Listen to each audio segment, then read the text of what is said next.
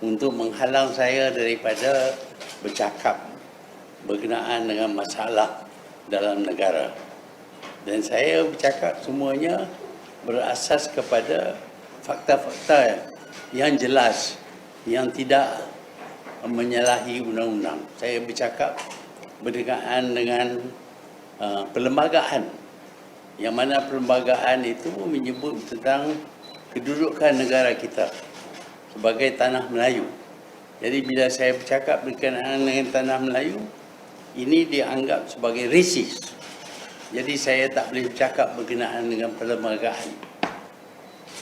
Sebaliknya, kita dengar kerajaan ini dipimpin oleh seorang yang berjuang untuk reformasi, nak hapuskan semua undang-undang yang zalim. Tapi dialah yang menggunakan undang-undang yang zalim, bahkan di luar undang-undang sama sekali. Keadaan ini saya dapati merebak kerana saya diberitahu oleh calon pilihan raya daripada parti lawan.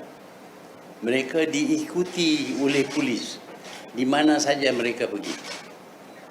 Seolah-olah menjadi satu ugutan supaya mereka tidak boleh bercakap, kerana apa juga yang diperkatakan mungkin ditafsir sebagai menyalahi larangan terhadap bercakap berkenaan dengan ras, agama dan raja-raja.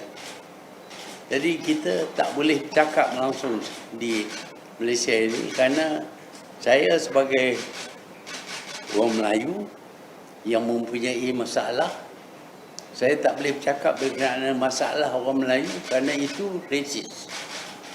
Jadi kalau kita tak boleh bercakap berkenaan dengan masalah kita, apa maknanya pilihan raya, apa maknanya demokrasi?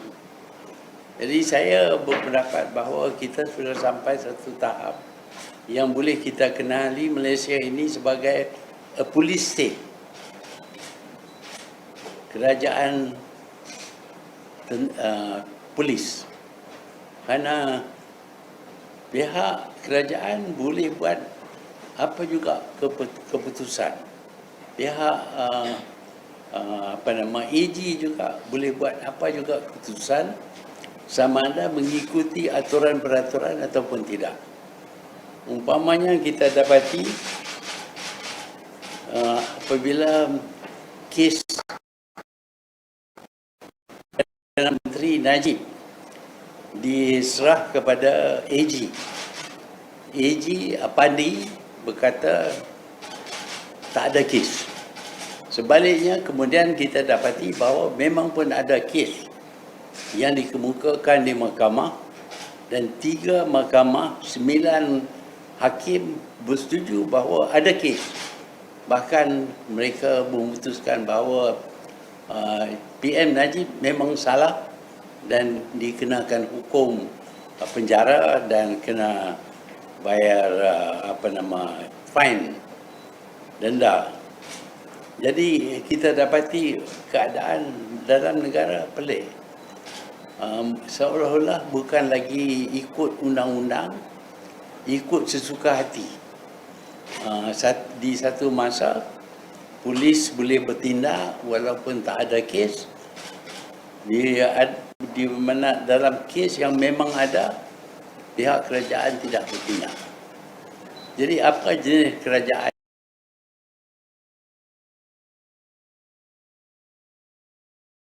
Satu diktator.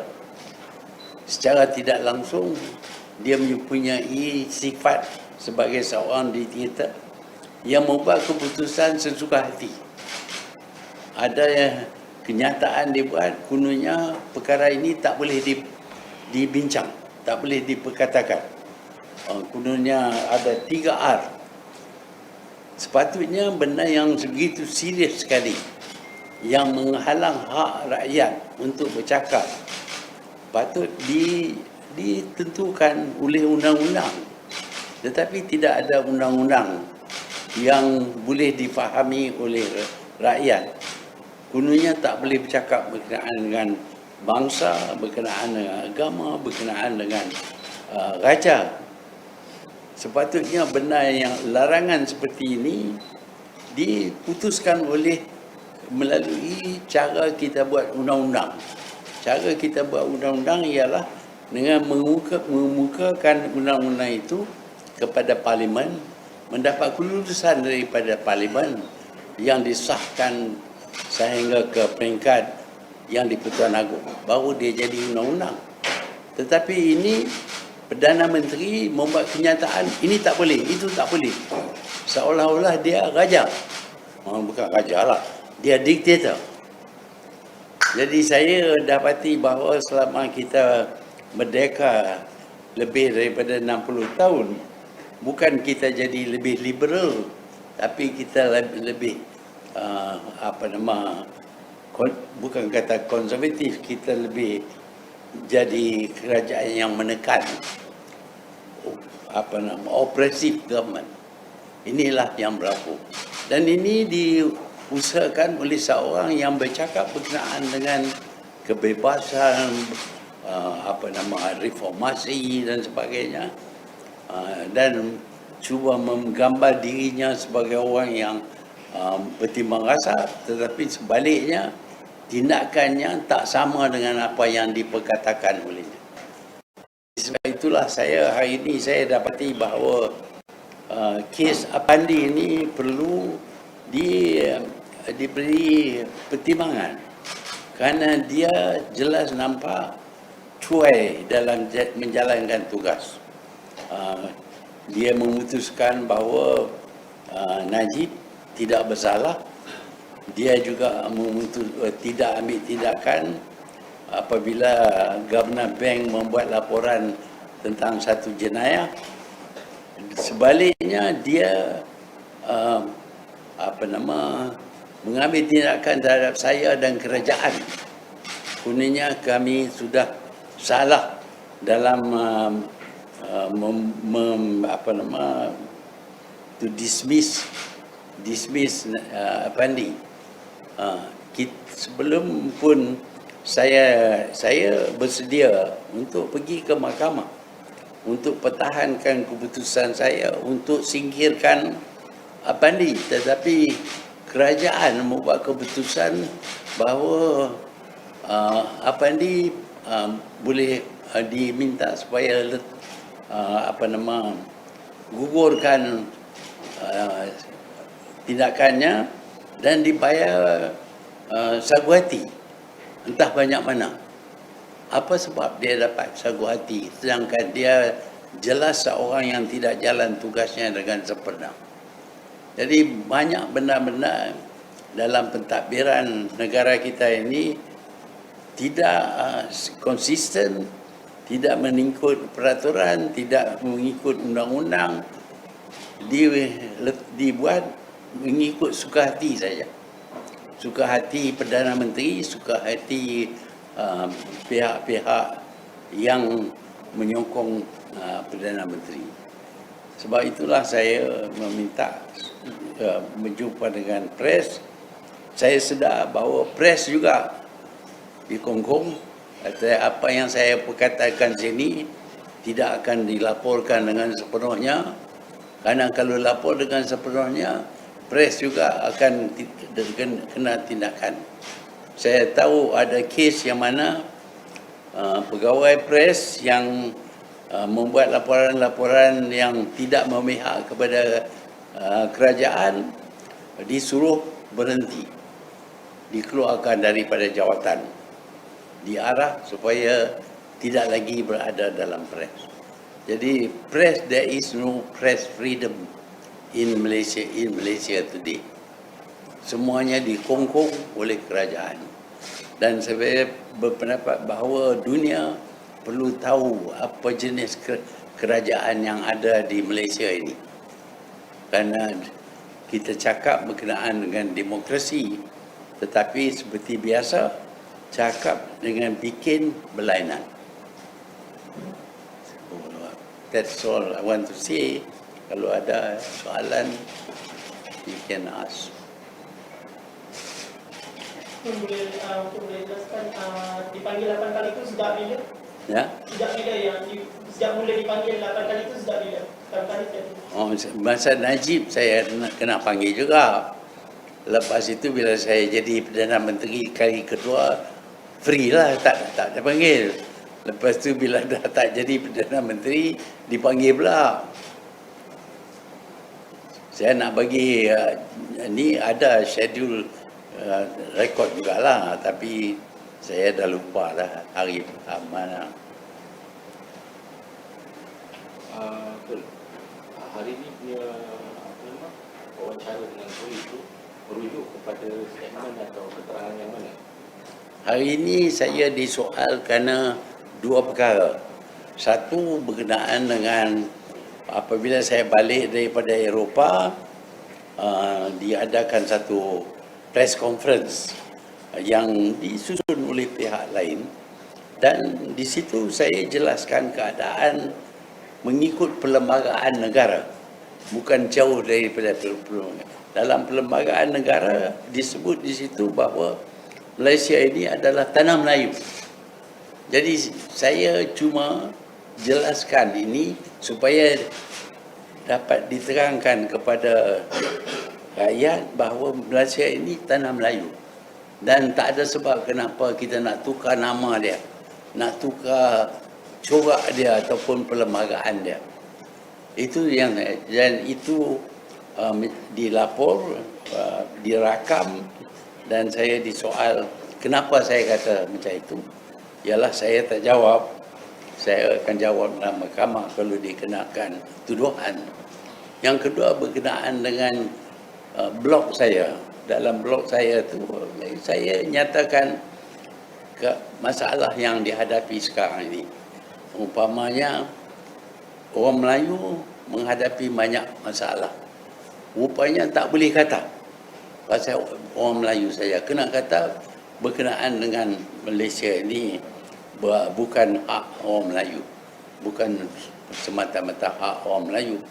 Jadi kalau kita kata multiracial pun itu juga rasis. Cakap pasal rasis. Itulah yang disoal. Saya mengaku saya tak jawab banyak. Dan kalau kena charge, saya akan jawab dalam mahkamah. Betul. Adakah kerajaan sekarang ni yang cuba menyekat tone daripada bersuara dan disahkan pula oleh Yang Berhormat Hamid Fazil yang mengugut rakyat supaya jangan cakap lebih-lebih, nanti Petolka akan sampai ke pandangan tu. Itu menunjuk bahawa bukan saja Perdana Menteri, Menteri pun sekarang ni sikit nak hantar polis. Kalau cakap tak betul sikit, bagi mereka tak betul lah, akan hantar polis ke rumah. So ni perhati tengok apa jadi di rumah. This is the kind of government that we have. Betul, berkenaan dengan kebebasan suara, dan baru-baru ini juga TV, e-talk dan juga portal disekat. Jadi mungkin pun ada komen Daripada TV, kebebasan suara, dan baru-baru ini TV punya e-talk dan juga portal disekat. Mungkin boleh dia kata apa? melanggar undang-undang. Saya betul. Betul kan? Dan hari ini juga CEO TV baru boleh tak pulang politik ini baru lagi sebab dia baru dibantu 2 hari lepas. Ya, mereka pilih kasih. Kalau mereka nak bertindak, mereka boleh bertindak. Kalau kita buat benda yang jelas salah, umpamanya Zeti melaporkan kesalahan 3 orang pegawai 1MDB, tak ada tindakan. Jadi saya bercakap benar yang betul, berasas kepada perlembagaan negara. Tapi itu dianggap salah.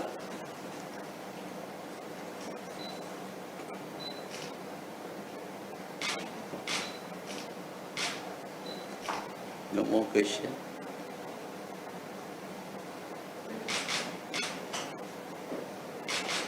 Ada soalan lain? Itu boleh ulas berkenaan dengan keputusan pilihan raya negeri. Apa dia? Selepas pilihan raya itu, Tan Sri Muhyiddin ada pesan kekayaan tingkat jawatan Cukup bersetuju ke dengan Kisah siapa letak jawatan? Datuk Seri Anwar dipanggil ke jawatan. Saya berpendapat bahawa sepatutnya dia tak jadi Perdana Menteri. Dia bukan pilihan rakyat. Dia cuma buat satu janji dengan musuh dia supaya dia dapat jadi Perdana Menteri. Dia bukan Perdana Menteri pilihan rakyat. Sebab itu dengan cara dia bertindak sebagai seorang diktator, sepatutnya dia letak jawatan.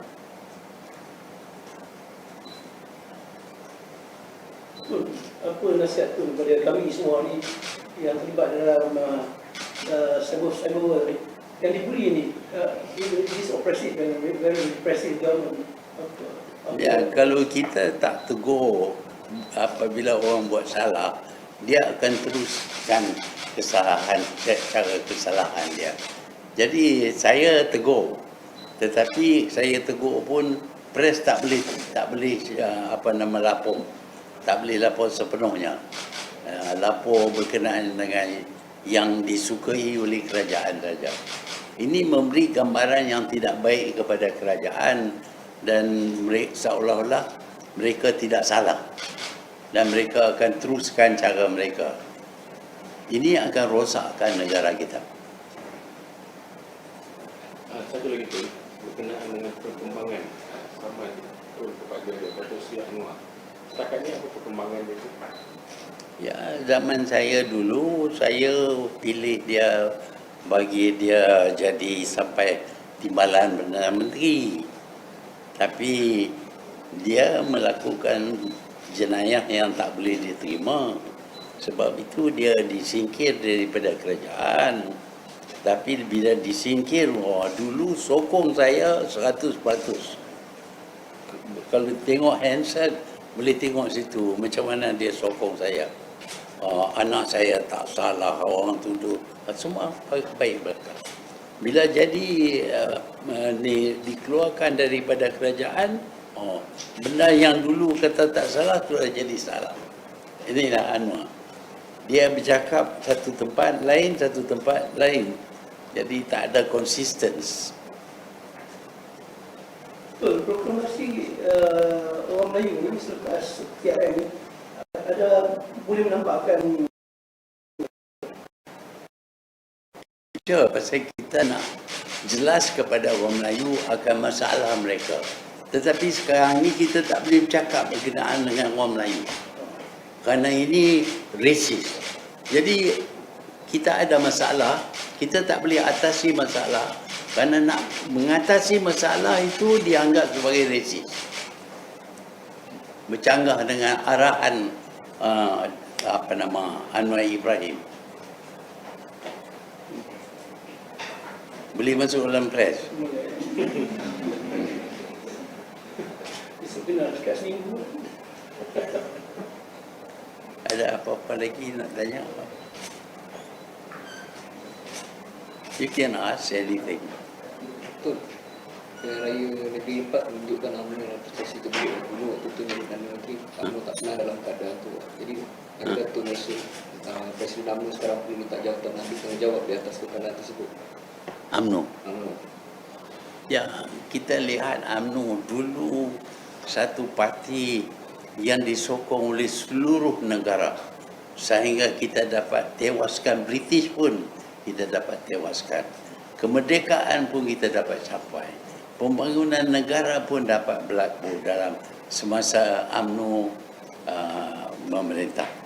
Tetapi apabila ada pemimpin yang bukan utamakan perjuangan UMNO, sebaliknya lebih utamakan apa yang pemimpin dapat. Cash is king. Rosak UMNO. Sejak itu kita lihat prestasi UMNO merudum. Di satu peringkat turun lagi sampai sekarang ni tak tinggal berapa dah, tinggal berapa 16 ke apa. Daripada dulu majoriti yang kuat dapat diri kerajaan yang kukuh, sekarang ini dipandang hina oleh ahli-ahli mereka sendiri. Siapa yang tidak bersetuju dengan pemimpin disingkir. Itulah UMNO sekarang ini. Ini bukan UMNO yang ditubuh. ini UMNO yang kena hijack oleh orang yang mempunyai perjuangan yang berlainan. Tun, sebagai Presiden UMNO paling lama dalam sejarah UMNO, nasihat Tun kepada Presiden UMNO sekarang, Zahid Hamidi. Jawatan. Dia tak layak langsung. Ada 47 charges terhadap dia. Dia minta nak jadi timbalan, kononnya pasal sebagai timbalan Perdana Menteri, dia tak akan dihukum. Tapi saya harap dia akan dihadapkan ke mahkamah dan tidak ada pengaruh lain yang cuba menyelamatkan dia. Jangan kata pula, oh, kalau Muhyiddin boleh gugur, dia pun patut boleh gugur juga lah. Tapi kes bukan sama.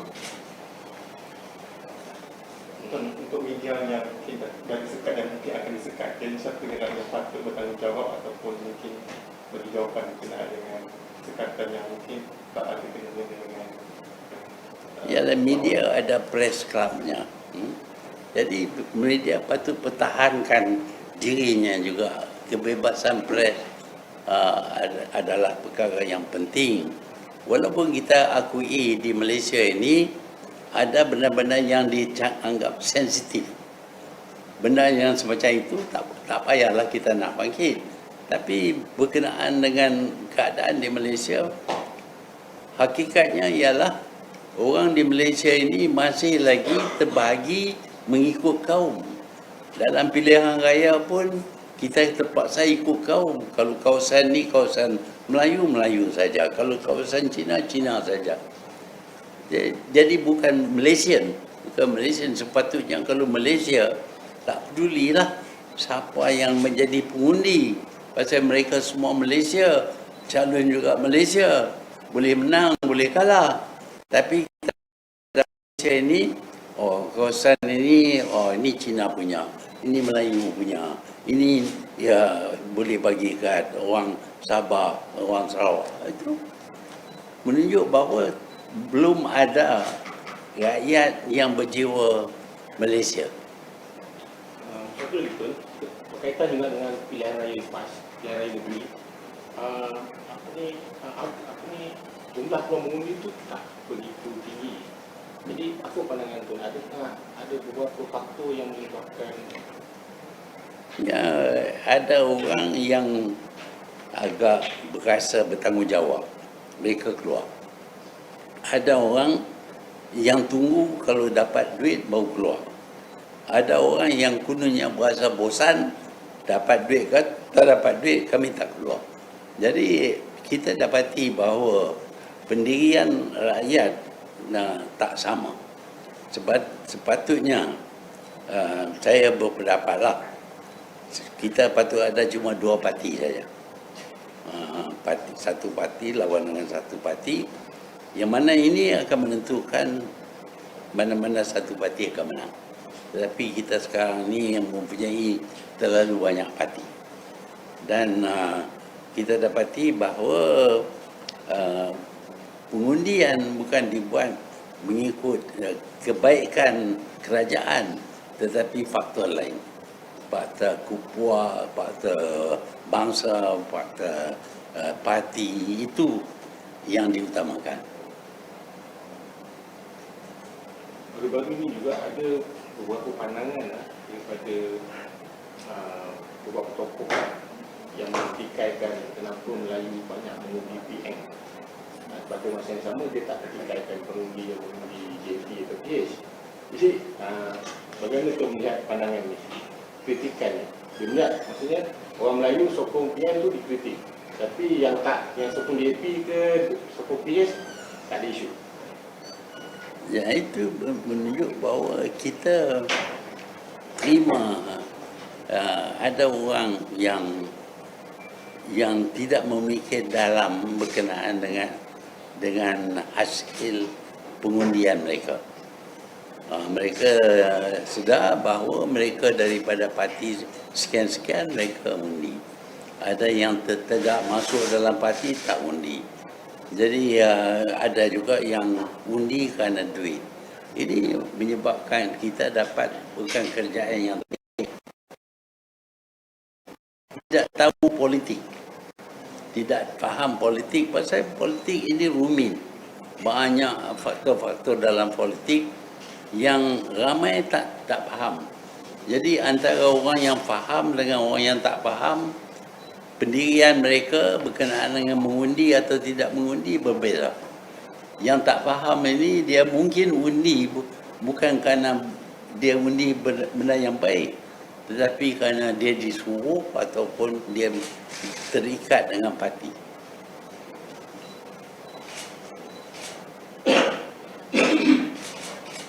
Jadilah. Okey. Terima kasih.